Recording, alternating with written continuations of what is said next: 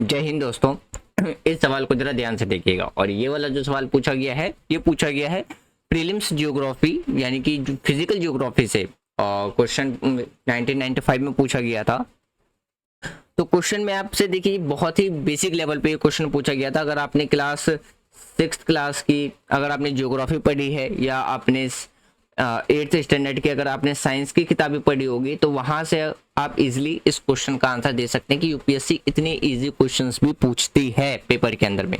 तो ये क्वेश्चंस 1995 में पूछा गया था। इसके बैकग्राउंड की बात करते हैं तो इसका जो बैकग्राउंड आपको देखने को मिलेगा वो फिजिकल ज्योग्राफी, जैसे कि मैंने हेडिंग में ही डाल रखा है, वहां से पूछा गया है।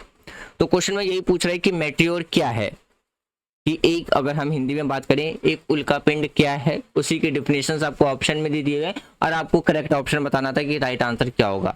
जैसे अगर हम एक मेट्रोइड की बात करते हैं, पहला ऑप्शन में कहा गया कि एक रैपिडली मूविंग स्टार फिजिकल है जो कि हमारे अर्थ के चारों ओर घूमता रहता है।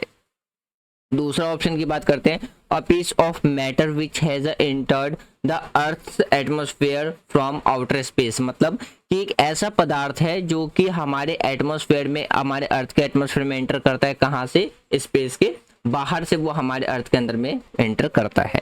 तीसरा ऑप्शन की बात करते हैं, ये क्या है? एक कॉन्स्टिलेशन से, यानी कि एक नक्षत्र का हिस्सा है, पार्ट ऑफ कॉन्स्टिलेशन।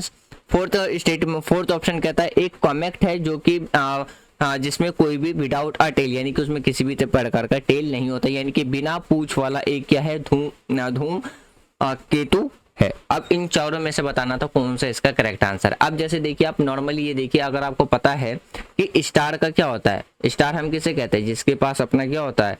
खुद की लाइट होती है, उसे हम क्या कहते हैं? स्टार कहते हैं। जैसे सन हमारा क्या है? एक क्लोएस्ट स्टार है, यानी कि सबसे पास में क्या है? वो हमारा एक स्टार है जिसके चारों ओर हमारा अर्थ क्या करता है? रोटेट करता है। इस हिसाब से आप पहले स्टेटमेंट काट सकते हैं। दूसरा स्टेटमेंट भी हमारा करेक्ट नहीं है, मतलब तीसरा स्टेटमेंट, और चौथा भी इनकरेक्ट है। तो इसका जो राइट आंसर निकल के आएगा वो आपको आप बी निकल के आएगा, यानी कि ऑप्शन बी करेक्ट आंसर है। यानी कि एक मेट्रोर ऐसा मैटर है जो कि हमारे स्पेस के आउटर साइड से क्या करता है? अर्थ के एटमॉस्फेयर में एंटर करता है। एटमॉस्फेयर में एंटर करने की वजह से एटमॉस्फेरिक प्रेशर जब मेटेरियल पे पड़ता है तो उससे वो बर्निंग होने लगता है, जलने लगता है। तो जिसकी वजह से हमें उसमें क्या नजर आता है? लाइट नजर आता है, जलता हुआ। मतलब जिससे कई बार हम बचपन में कहते थे कि टूटता हुआ सितारा है, तो एक्चुअली वो मेटेरियल होता है जो कि एटमॉस्फेरिक प्रेशर की वजह से बर्न होने लगता है, जलने लगता है। हमारे अर्थ पे बहुत जगह पे मेटेरियल गिरे भी हैं, मिले भी हैं कि यहाँ पे मेटेरियल गिरा हुआ है। तो यहाँ पे आपको एग्जैक्ट डिफिनेशन और इमेज भी देखने को मिल जाएगा। ये मेटेरियल की इमेज आपको देखने को मिल जाएगा।